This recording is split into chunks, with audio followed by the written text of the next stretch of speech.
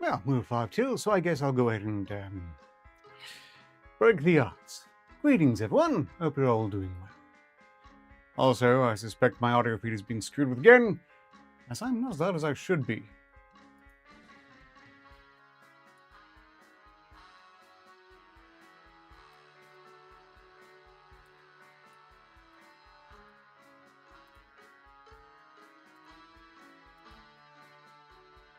It's always something. There we go. That should be a bit better. No. Totally great otherwise.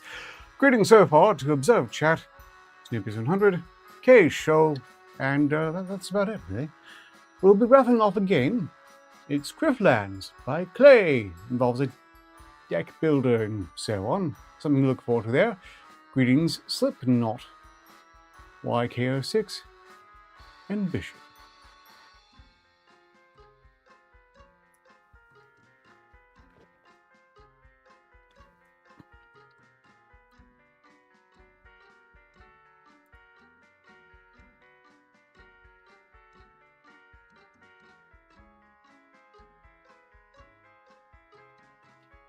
I imagine you did. There was a lot of faff this time round. From within and without.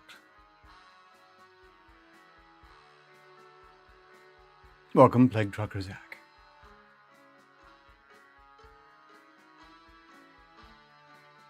It's a pretty good dinner, really. Rather complicated by my standards, sad as that is.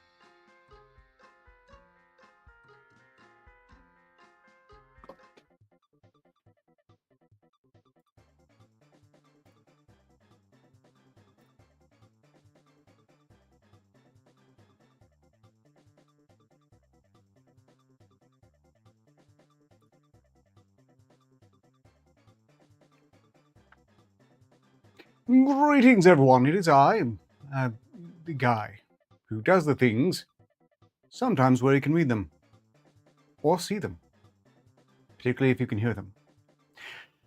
And welcome to the SCP review.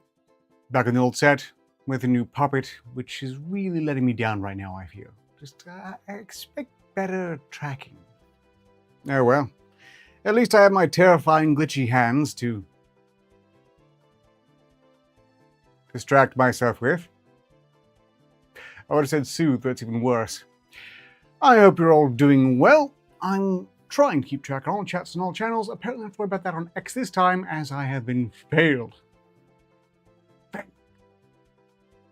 by Elon Musk's premier platform. So be it. On the bright side, as it happens, yes, there were connection issues. Also, one channel just failed entirely. Look, technical difficulties.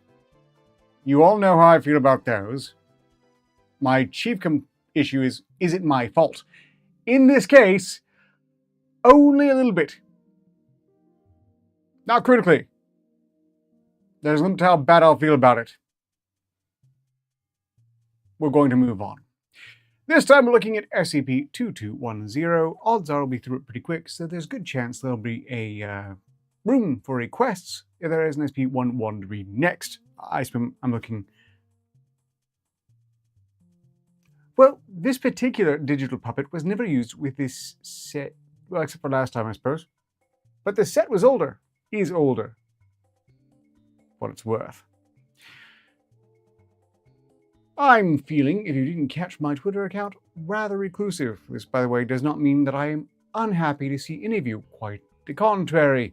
It's more along the lines of I don't feel I'm suitably entertaining, and therefore I question whether I should be on this camera, even by proxy. It's a me thing, not a you thing, a me thing. Honestly, it's not really wanted. I know I can do better. Just not feeling it at present. Okay, where were we? Oh, right. Griftlands, a game we'll be rattling off. Over the course of this, it's by Clay, the people who made Don't Starve, highly recommended. And I'll be playing the trailer after we get through this particular SCP-2210 Object Class Euclid. I think we might have done this before, but if so, it's been so long ago, I can't recall that, ergo, not much lost.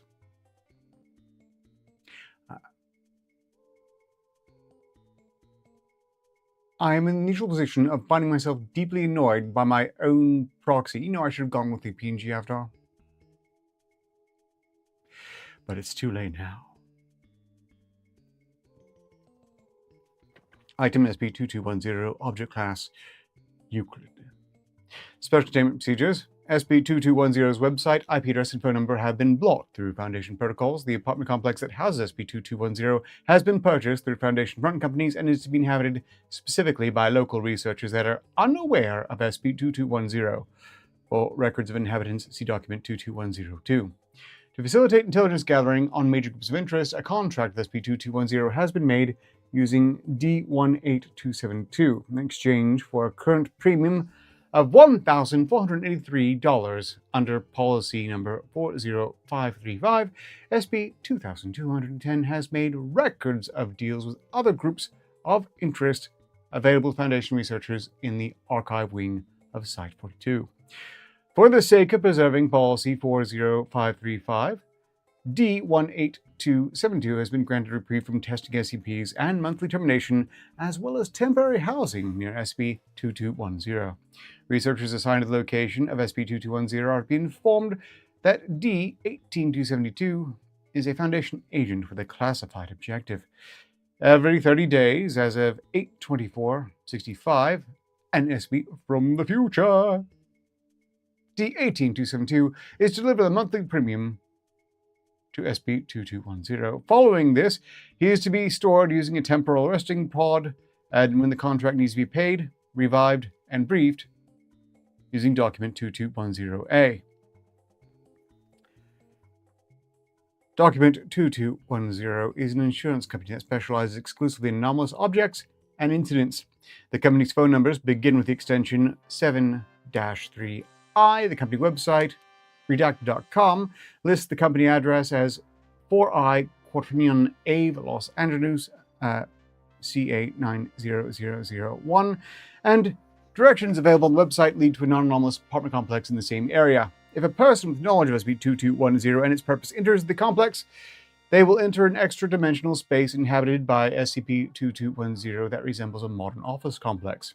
The inhabitants of SCP-2210, hereby termed SCP-22101, resemble non-anomalous humans in modern business attire with a company name stitched onto their shirts, but their only communication with entrants is to convince them into signing a contract.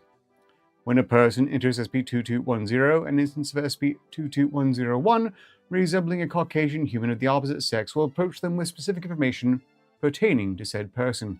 Invariably, each instance will greet the entrant with their name and a quick blurb about SCP-2210.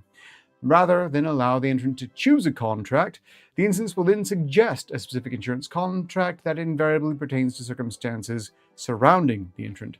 Suggested contracts have ranged from replacement of anomalous object to spatial limb reassignment to removal of eldritch entity from plane of existence, which sounds like a particularly useful one in this case.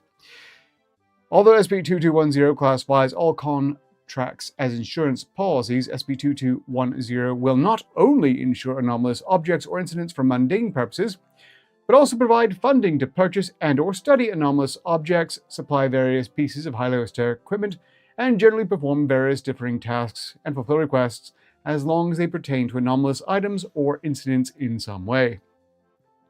According to documents acquired through the Anomalous Intelligence Policy 40535, SCP-2210 regularly services various groups of interest, such as One Entertainment Industries, the Serpent's Hand, Marshall, Carter, and Dark, and Are We Cool Yet? Although all entrants report only seeing SCP-2210 instances while within SCP-2210.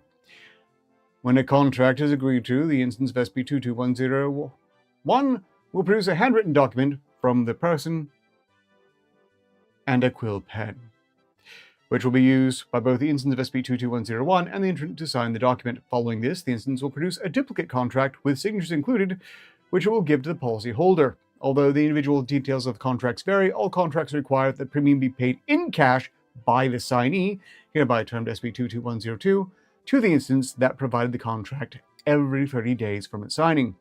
The monthly premium is also dependent on the contract, but is always a prime number each time the premium is paid.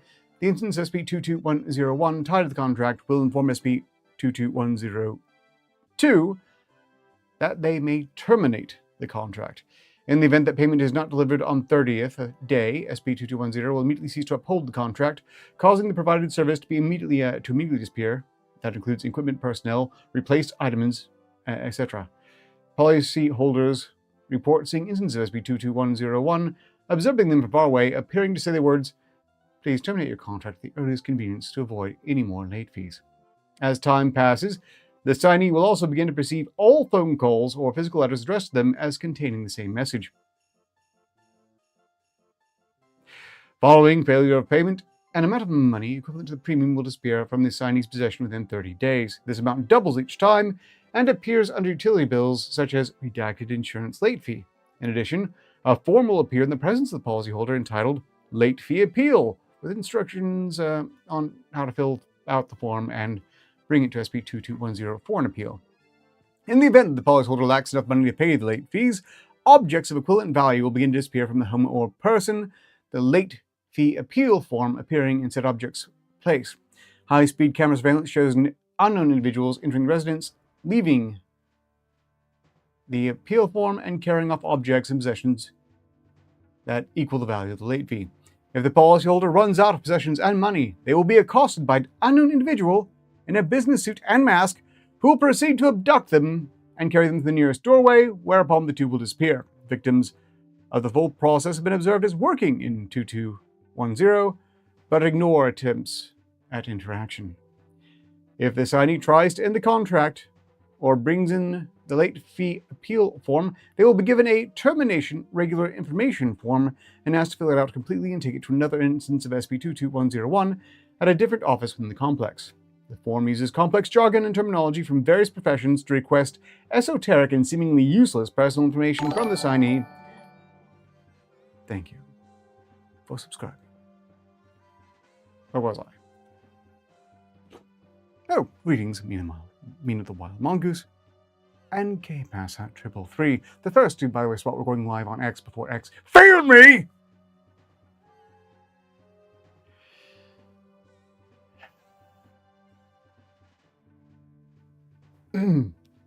Right, the form uses complex jargon and terminology from various professions to request esoteric and seemingly useless personal information from the signee, such as the blood type of the signee's paternal great-grandmother, the breed of the sire of their dog, and the country in which the transistors of their phone was manufactured.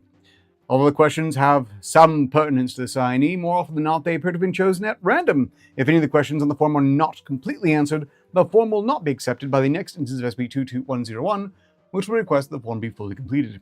If the form is successfully handed in, the instance it is handed to will claim that 8 weeks are needed to process the form and asks the signee to leave and return after 8 weeks. At the end of 8 weeks, the instance will claim that a bureaucratic incident has nullified the form, give the signee a similar form with different questions, and ask them to repeat the process. Successfully filling out this form has the same results, and so on and so forth. Attempts to terminate the contract are also hindered by the nature of the space inhabited by SCP-2210. Although it resembles an ordinary office complex, it is a large labyrinthine complex that adheres neither to Euclidean geometry nor conventional time. Among other spatial paradoxes, it is possible to simultaneously enter and exit a room, walk on the ceilings and floor, and climb Penrose stairs. Addendum. Policy Pound 4535. Anomalous Intelligence. After researching various facets of SCP-2210, Dr. Terrence, the lead researcher assigned to SCP-2210, proposed using SCP-2210 as an intelligence facilitating measure. The proposal was accepted following an 8-5 vote from the O5 Council, and steps were taken to obtain a possible contract with minimal risk to Foundation assets. Using data expunged, a D-Class was convinced of his identity as Foundation agent Enrico Till, in order to accept an offer from SCP-2210 pertaining to anomalous intelligence. D-18272 was offered policy Pound 4535, anomalous intelligence, and accepted. Immediately following this acceptance, multiple documents were added by an unknown party to the server in Site-42's archive wing. Said documents are abstracts of insurance policies that appear to have been made with SCP-2210 by other groups of interest. Each week, the abstracts disappear through an unknown process and are replaced by new abstracts. The following list contains the policy abstracts provided during the current week. Copies of previous abstracts are located in the Site-42 archive wing. Soon be Lent, and many more will join in eating fish. I suppose it's depending on what they give up for Lent. Well, everyone gives up beef. And personally, I have no intention of giving up anything. Well, not for Lent, anyway. That wasn't the plan. Not that anything against that. People are doing that. Good luck. No objections to it whatsoever. I just forgot that was even coming up.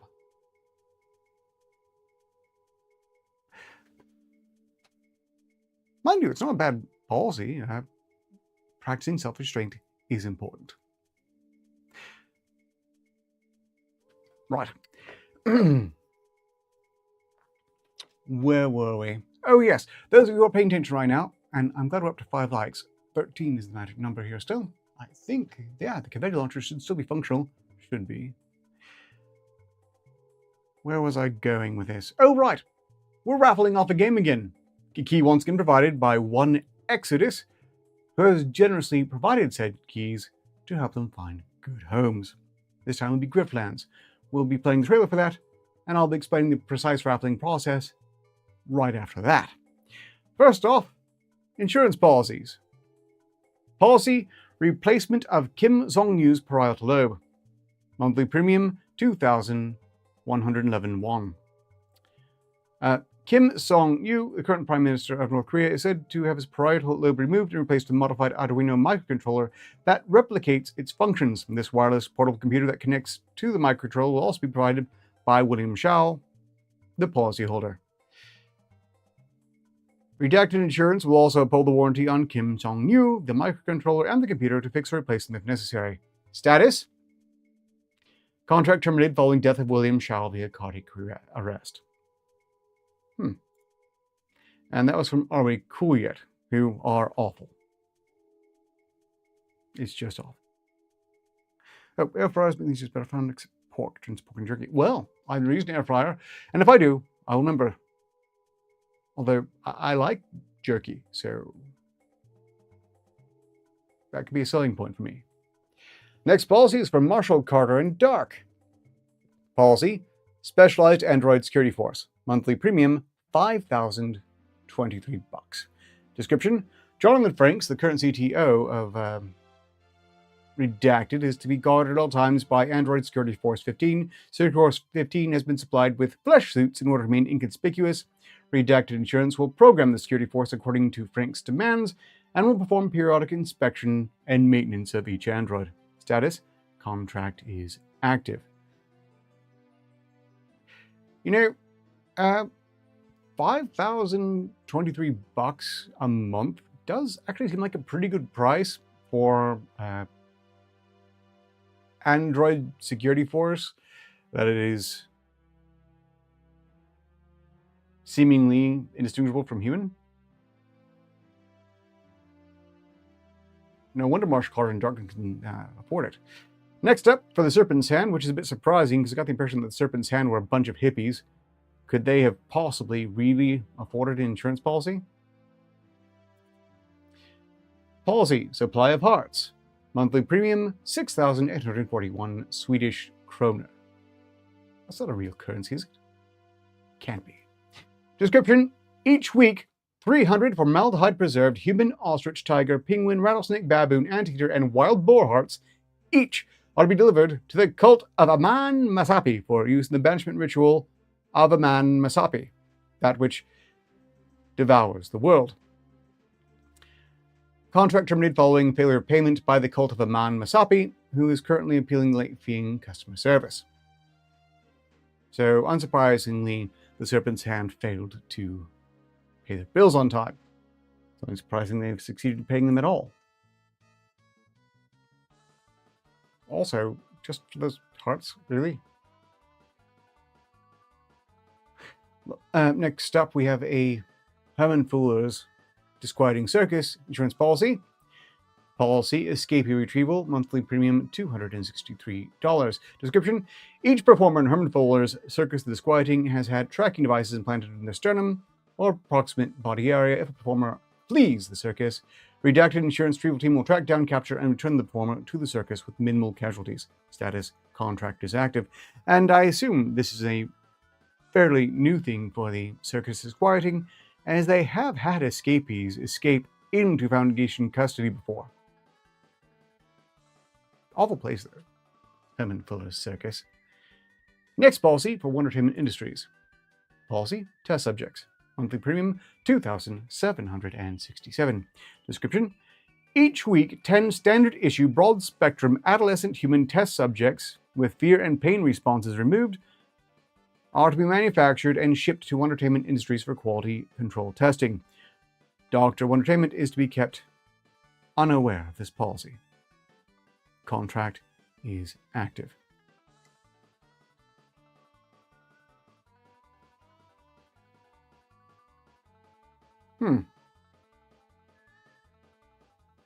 I'm disappointed that Dr. Wondertainment hasn't become aware of this policy. Not necessarily surprised, depending which iteration of Dr. Wondertainment we are talking about. As I understand it, Dr. Wondertainment got Doctor Who'd. Only I don't think he's turned into a trans gay black guy yet. Earlier stage whoism, whoifying. And that is SCP-2210, the anomalous insurance company, which apparently, for what they deliver, incredibly cheap, low prices, provides some very quality services. Unless you miss a payment and don't catch up, and just don't be late. Clearly, there's no appealing late fees. And when they double with each one, no one's getting out of that. You work for the company now.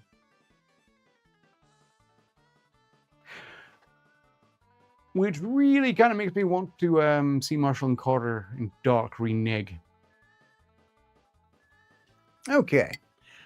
Let's see. I don't think we had any new additions at present. Glad you're all here for now. That is this particular aptly listed Euclid SCP-2210 SCP. I think it's well written. Most of the ones in the earlier stages I'm more inclined to be fond of. I suppose I could be unfair to many of the more recent entries in the higher numbers.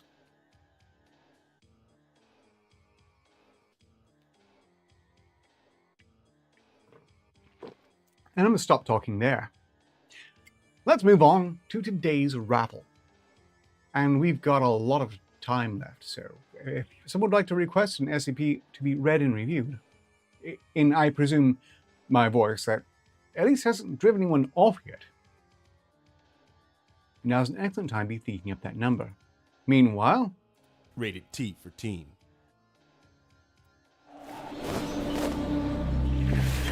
SCP-20199 is next.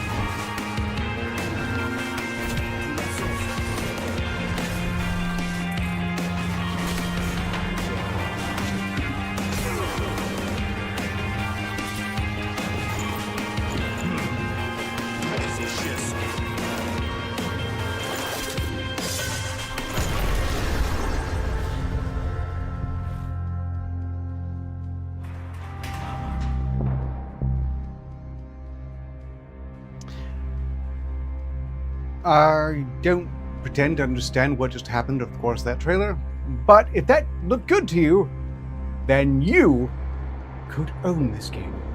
Just let me know that you want to own this game in chat, and provided I can contact you via the Discord Volunteer Reserve server, or X, or Twitter, or, well, that's about it really, then you could receive the key that puts this game in your Steam library. Just throwing that out there. And I am pretty sure there are some Bunny Ones K Passa 333. I don't know on the top of my head, and you've been already beaten to the present request by K. Shull. That said, depending on how long that one is, there might be time for another request.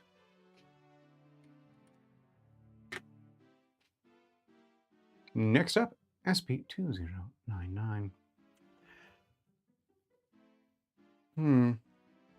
I'm feeling good about this one for length, save that I might kind of looking forward to the end.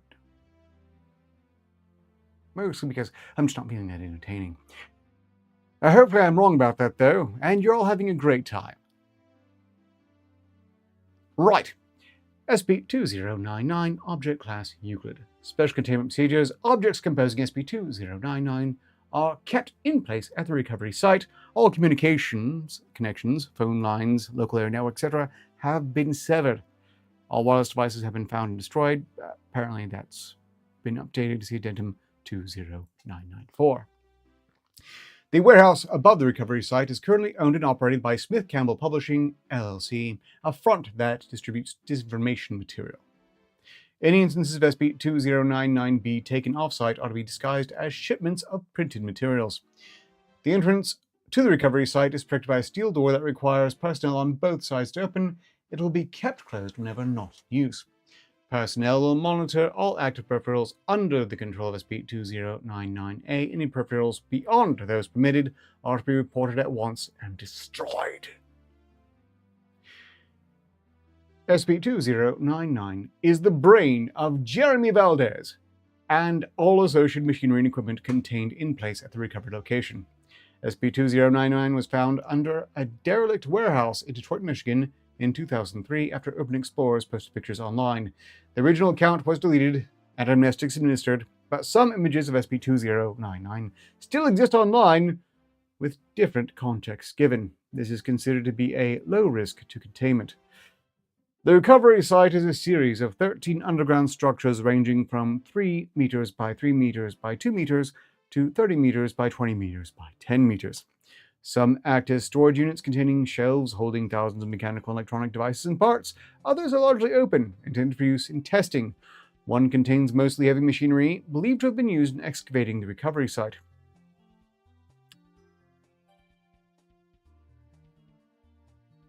Did you? Greetings, Carlos Fish. I'll check that in a moment. Clearly the Rumble chat is not being fed in as it should be, which is not surprising. Nothing can go right today. Right.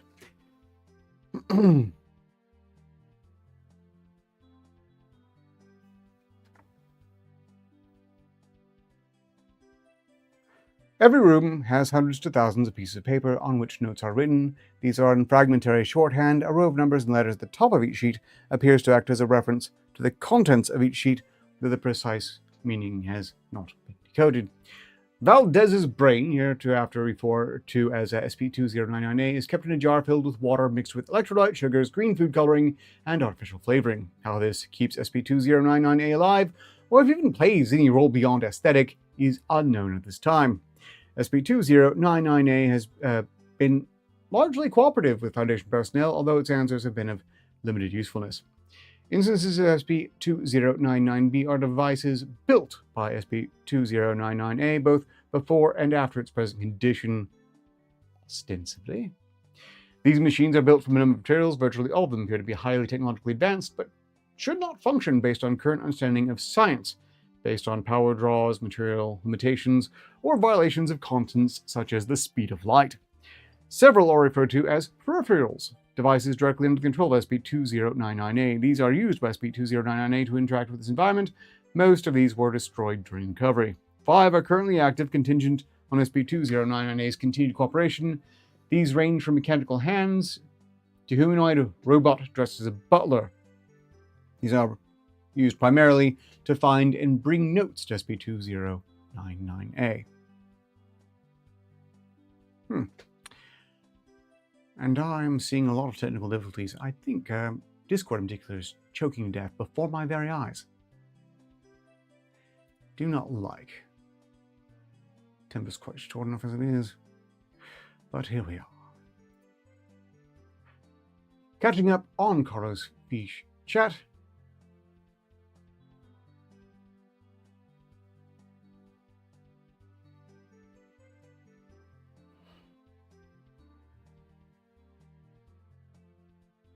Someone deleted an account over commentary on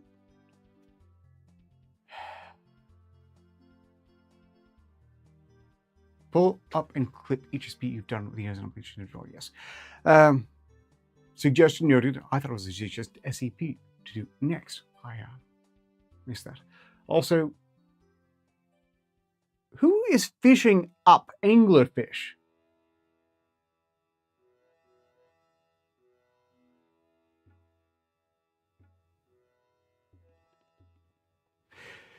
It's not easily accessed. If you can afford to fish up anglerfish from some of the darkest oceans, how can you be so thin-skinned?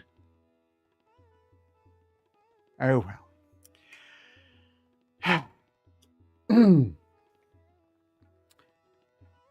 Examples of SCP-2099-B. Pistol that fires out high-intensity X-rays. It is powered by 2 AA batteries and focused by a common quartz crystal. 6-meter-tall humanoid robot made primarily of chrome and steel. Tensile strength materials involved should not be capable of supporting its weight. A cannon that fires sabots that release human-sized robots armed with swords and metal nunchakus. Notably, the volume of sabots is not large enough to fit the robots. A bin labeled cyborg parts inside were a number of artificial limbs, sensory organs, and other body parts. None of them have been quote-unquote attached, so it's unknown whether or not they would be functional. No means of interfacing with the nervous system could be found on any of these parts. A large vehicle with mounted drilling claws capable of tunneling through solid rock and earth. Materials so displaced disappear, leaving empty tunnels. A rocket-based spacecraft has been stuck to the skids matching samples taken from the moon. There is no possible means by which it could have exited the recovery site. A force field generator. It cannot be examined at this time, as SCP-2099-A has forgotten how to disengage the device. Which, why would they let the Foundation let that stop them? A large generator with anti-gravity written on the side.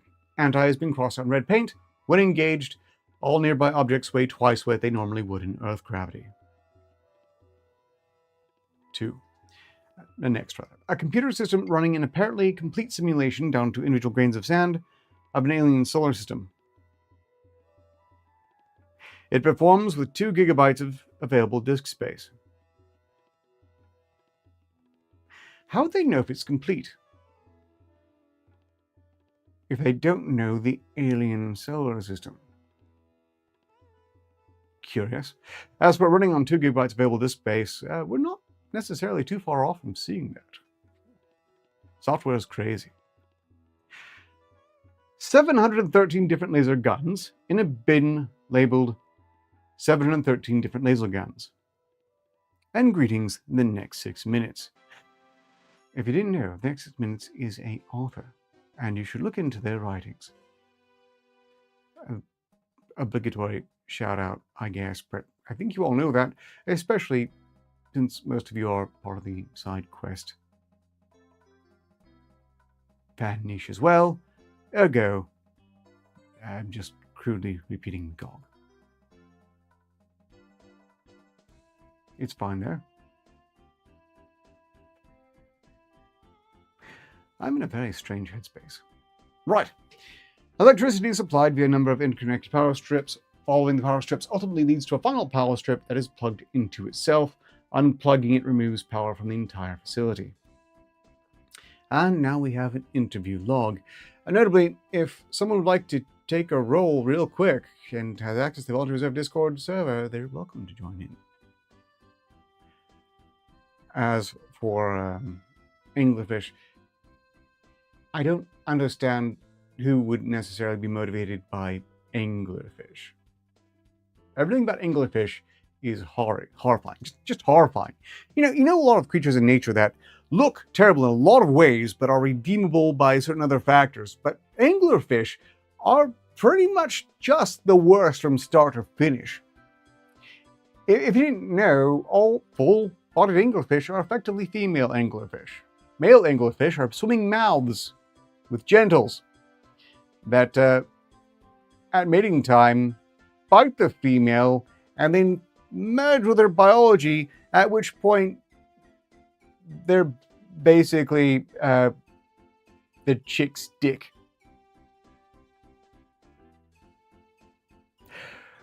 That's deeply undesirable to all manner of aquatic and land-dwelling life that I can even imagine. It's just awful. But it's okay if you find them cute. I assume it's a lot cuter from a female perspective. Interview log SP2099A1. Dr. Redacted, who are you?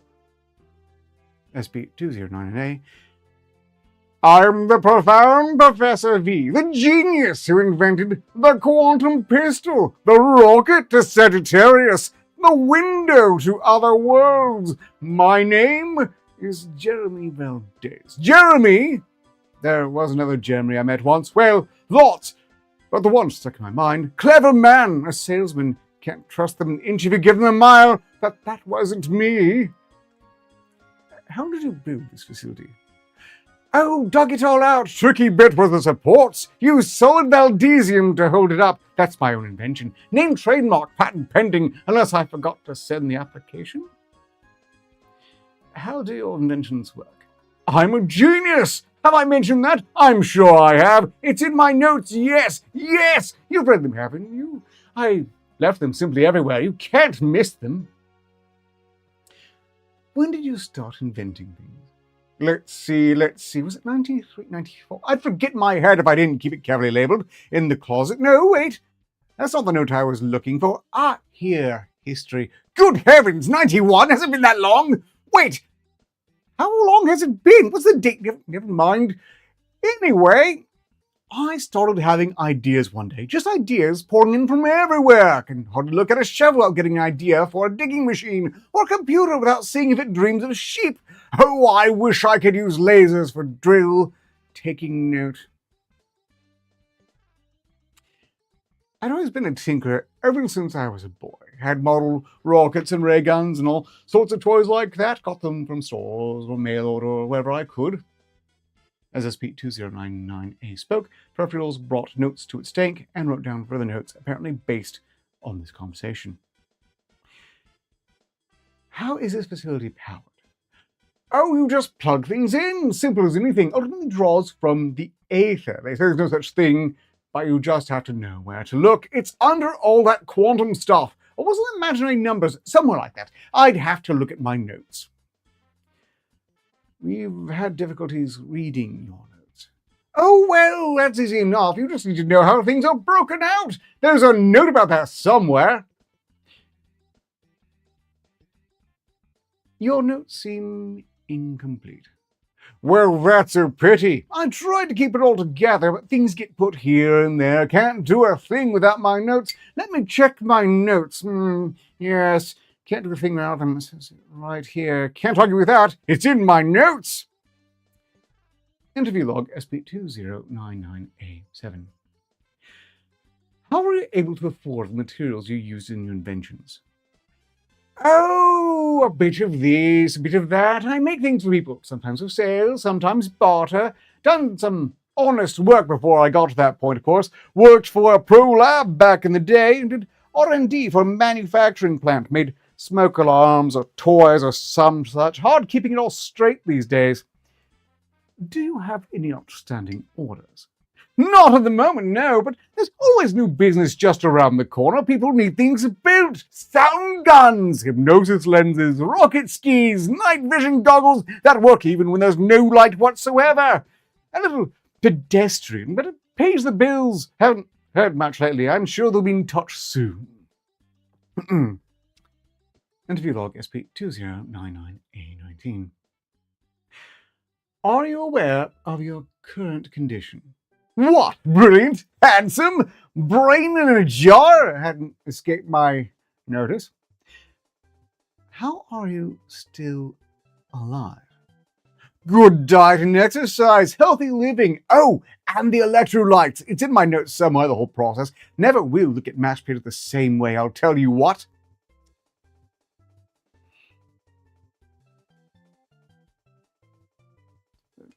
I don't do X because I hate character limits. Character limits is destroying grammar. Well, actually, I think character limits have, in some regards, helped me to make my messages more concise. I've often gotten a lot of grief for typing too much. So, the limit might have helped me on that point. That said, I doubled my limit, and I don't see the benefit of it, really. Finally, if you really want to get around character limits, Blue's found a way. I'm pretty sure I have once. And I will go back to it, because I'm not sure I'm going to keep the check. It's not going to pay off. Alright, moving on. Do any of your family or friends know about your condition?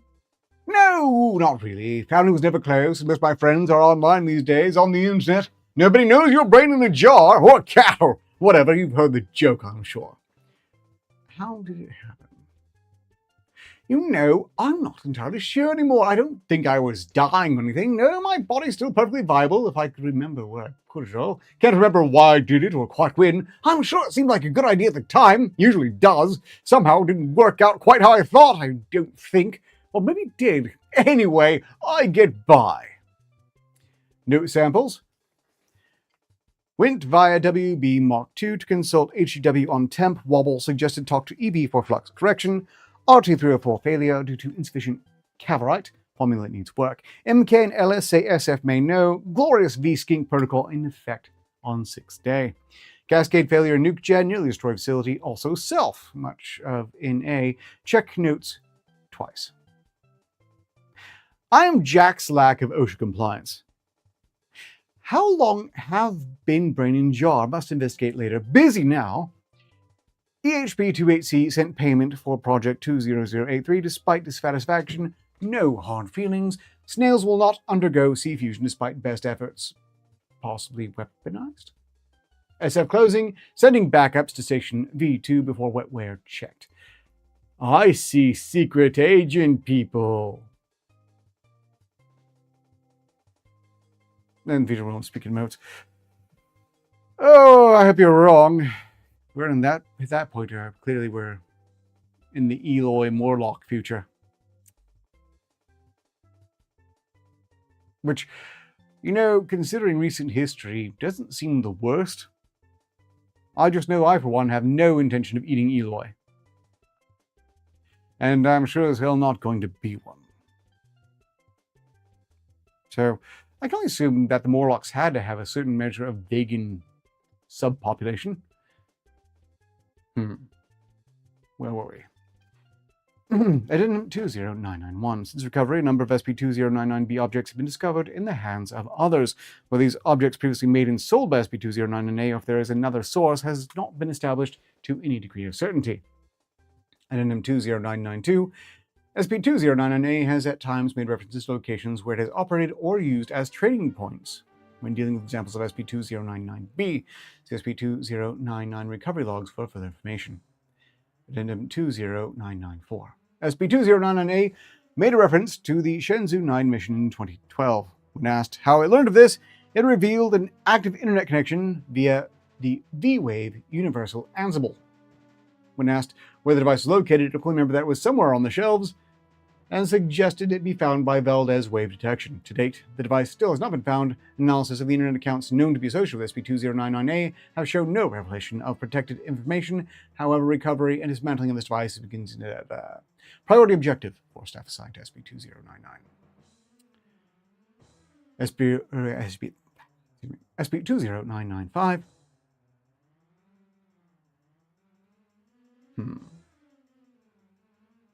While SCP-2099-A's Ansible remains hidden, it can be disrupted via bursts of microwave radiation. However, this also renders SCP-2099-A incapable of speech and may interfere with its life support.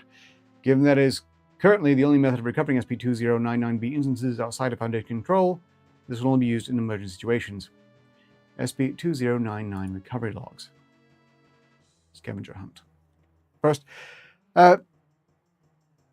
do they breed clowns at the circus? Yes. And I'm talking about Herman Fuller's circus, The Disquieting. Yes, in a much worse way still. But suffice to say, they do inevitably breed clowns at the circus, although not typically in the rings at any point. It's that would be very uncouth. More likely, it's in wherever the employees sleep that night. Unless, of course, unbeknownst to me, clowns have strict ethics on not porking while on tour, which I'm skeptical of. Do they insure clown breeders? Well, life insurance is life insurance, I suppose. I don't think they usually bring careers into it. Although, now I think about it, they almost certainly do. What?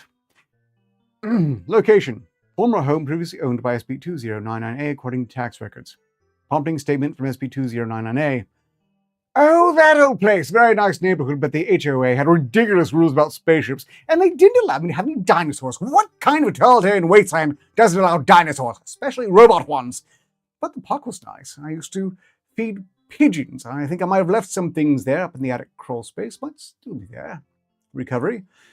While the current owners were on vacation in Hawaii, recovery agents searched the home, eventually finding an old notebook covered in scribbles of rocket ships and space aliens. Response? Oh, my drawings! I used to scribble those down in school, drove my teachers crazy, but what could they say? Straight A student, got my report card somewhere, on the shelves most likely. I'll check my notes. Location? Alley in Boston, Massachusetts. Prompting statement from SCP-2099-A. I certainly hope MA got her package. I left it in the usual place right when it was done, but I never heard back from her. Maybe you gentlemen could take a look, since I'm short a couple of legs at the moment. Recovery. The field team went to the location described. Those assessed that they would be unlikely to find anything after the intervening time. However, shortly after beginning the search, they were attacked by a Chaos Insurgents field team, which had apparently set up a watch for future drop-offs in location. The CI team was apparently not expecting armed resistance, and Foundation casualties were kept to a minimum. Several enemy combatants were detained, and 2 weaponized anomalies secured. Response. Those people, hey? I've had some run-ins with them before, nasty customers. Sold them 1 or 2 things, and then they tried to get all my toys without paying for them. Didn't know they were watching Boston. Well, I'm glad you dealt with them. Hopefully they don't give MA any trouble. Location. Soup kitchen in Seattle, Washington, where reports of unusually sized foodstuffs had been reported. Prompting statement from SCP-2099-A. None. Recovery. The field team secured location, finding a large booth labeled V-Ray Enlarger, which employees had been using to increase portions of food handed out to the local homeless. Interviewed employees stated they'd been brought in by operatives of the Mana Charitable Foundation 2 weeks earlier. Response.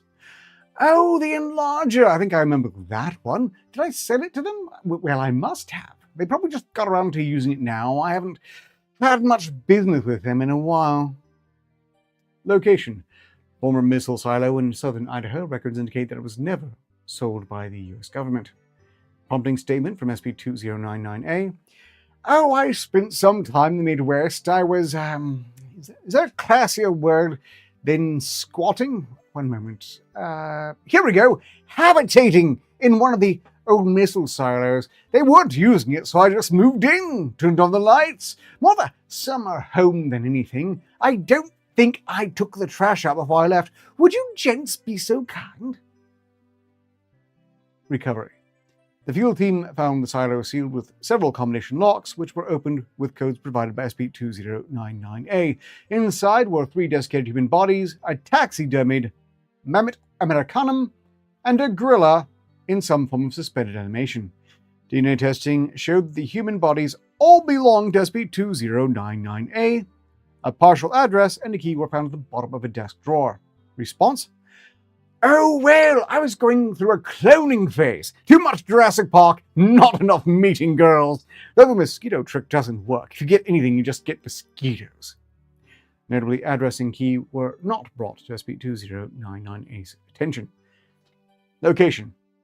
Warehouse in Puebla, Mexico, having been traced to a darknet site titled V2 Enterprises. Several products were determined to have anomalous properties, similar to instances of SCP-2099-B. Prompting statement from SCP-2099-A, none. Recovery. Workers in the warehouse were in the process of moving all inventory through a device that was apparently capable of teleportation or disintegration. Teleportation assessed to be more likely based on the willingness of the workers to pass through it rather than face capture. Device self-destructed before thorough analysis could be made. Several apparent instances of SCP-2099-B were still found in the warehouse. A brochure bearing the likeness of a Hispanic man in a lab coat promised Invenciones futuristas incredible de Professor V. Other locations traced to V2 Enterprises were found empty. Response? Have I been to Mexico recently? Let me see. No, not since my grandmother died. Clearly, we're dealing with an imposter. Deal only with original Professor V. Accept no imitations or substitutions. Location: a junkyard in Boise, Idaho. Prompting statement from SCP-2099-A. I did visit one of my customers once in Iowa, I think. Wait, let me check my notes. I tell a lie. It was actually Idaho. I always get them confused. Odd names. Would you like to meet her? I'm sure she'd be glad for the company. The field team entered after hours, eventually finding a structure built under a pile of old automobiles. Inside was an apparent residence which did not appear to have been disturbed for some time. Books of star charts, astronomy texts, and several works known to have been linked to the Serpent's Hand were found inside. Also inside was an example of SCP-2099-B, labeled Valdeport XT. It was not functional at the time of recovery. Not there anymore? Well, hopefully she got where she was going, or somewhere anyway. We all want to be somewhere, don't we? I know I do. Greetings in chat. BGC Venton and Metro.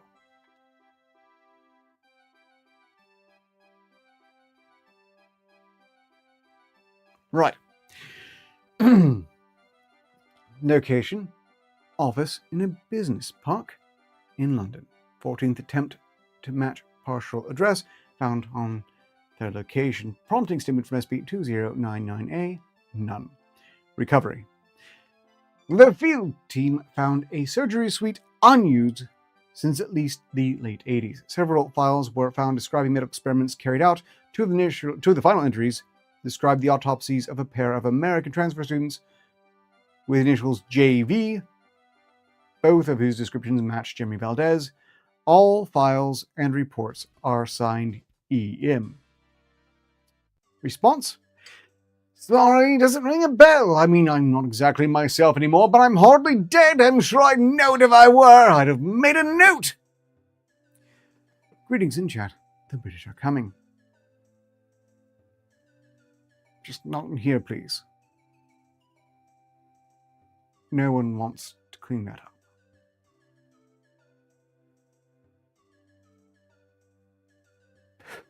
And that completes SCP-2099, which I have read before, but it's been a very long time.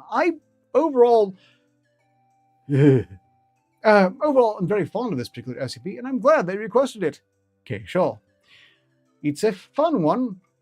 there is something that they seem to have omitted from previous versions of this SP, where they reveal effectively that this brain in a jar is a clone's brain in a jar that the original put there just to distract the Foundation. I think they might have removed that bit, in part because it does take it a little bit closer to the Mary Sue-ish direction. Nevertheless, I recall, and we can all pretty much guess, that a Jeremy Valdez is still out there somewhere.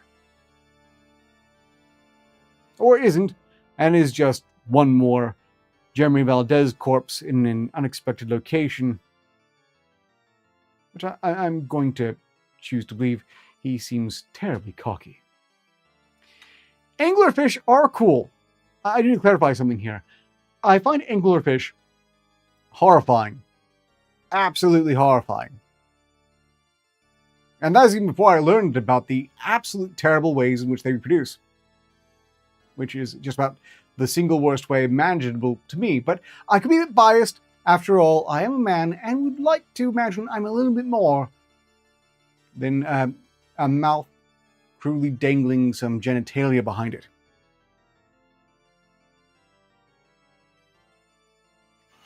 I'm thinking there might be some others who are less so. Colorless Fish's case, probably a bit. There we go. He's even worse. Okay. We are 7 minutes from the end of this.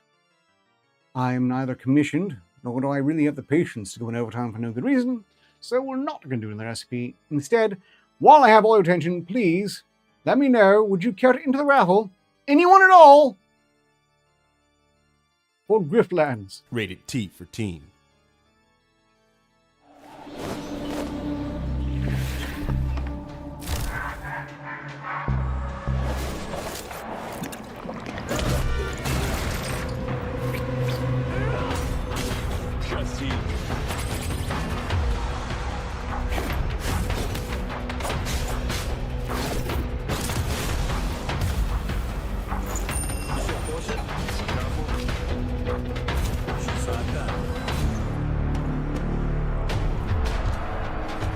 Greetings, Nexus Hunter.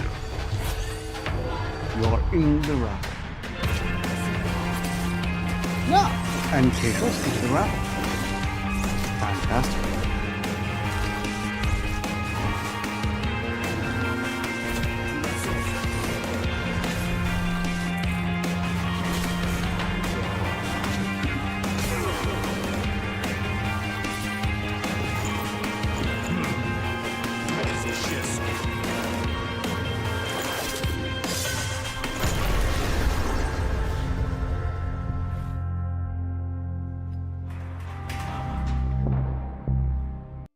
Nexus Hunter, K-Shell, in the raffle. You know how the games are raffled off. I'm not going to bother explaining it again, especially when there's no one else joining the raffle. Everyone who needs to know already does. Was there anyone else lurking who might have wanted a free game at no cost to them, directly activating their Steam account? No? Well, okay then. Generating number for Nexus Hunter. Nexus Hunter has rolled a 96. That's it's gonna be hard to beat. Now a number for K-Shul. By the way, K-Shul, while you're paying attention, you did get your key for Fabledom, right? Because there's no response. I did send it via DM. I want to make sure you got it. It looked like a very cute game. Excellent. And K-Shul has rolled 45. Clearly, Nexus Hunter was meant to have Griftlands. Well, that about concludes things here, but I've got another 4 minutes, and I feel I owe you that 4 minutes. I don't know necessarily why, but I nevertheless feel that way. So, what shall we discuss for 4 minutes?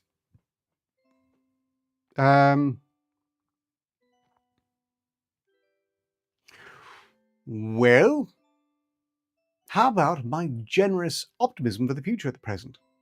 Considering the past 4 years especially, it kind of looked that we're hurtling towards a few XK class into the world scenarios that unfortunately the Foundation couldn't step in to interfere with because they were tragically mundane.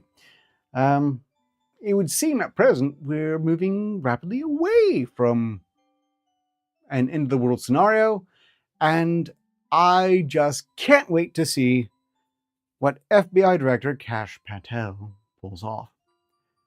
I don't really have many complaints. Yes, Elon Musk is not quite as much a champion of free speech as he often likes to pose himself. X is not as bad as it was. It's a lot better. Still badly flawed. Oh, yes, deep sea fish are really quite cool in general.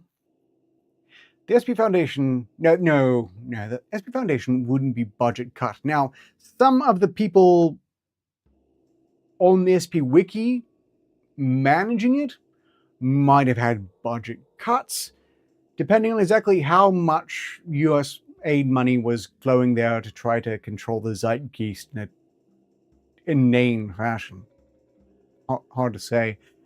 It's truly been shocking to learn how many people are getting sweet, sweet US aid money for being absolute slime people.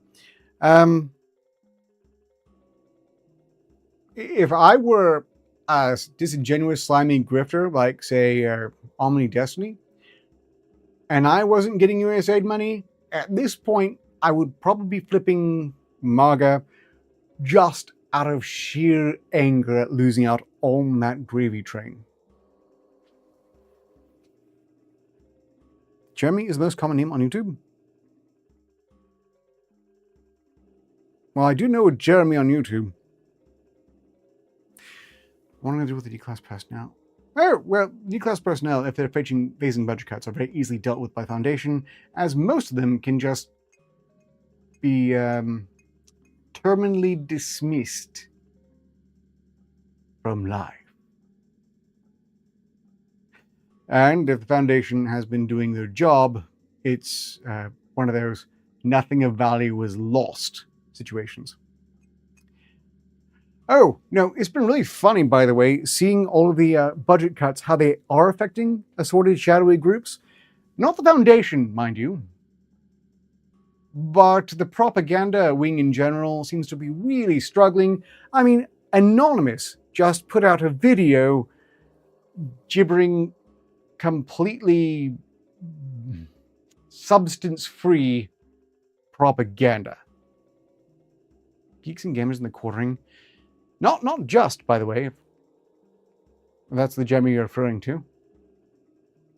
I'm not familiar with Geeks and Gamers, Jeremy, but I do know a personal Jeremy on YouTube. Not the Quartering.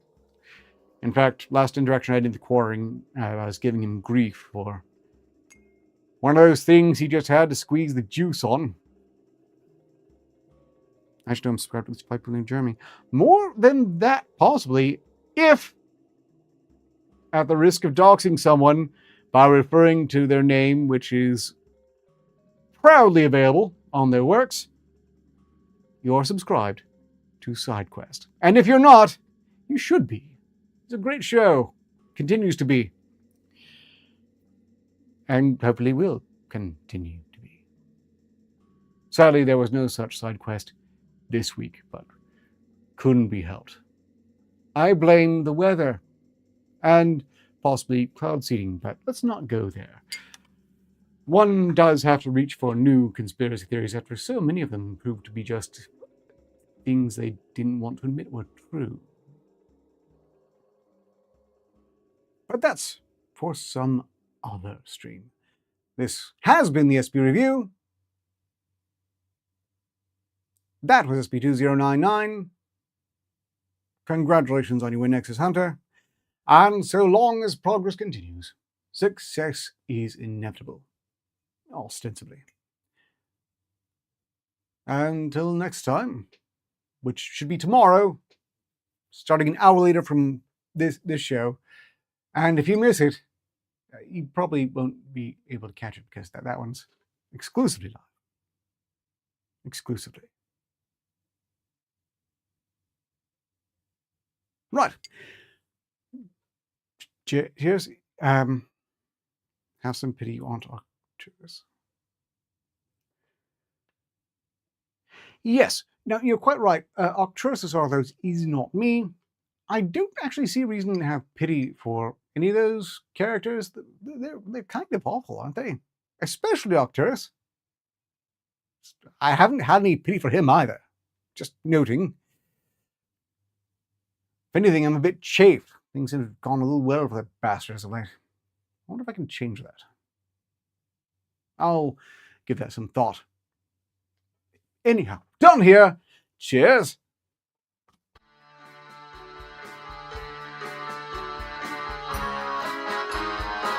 Yeah, okay. Bye.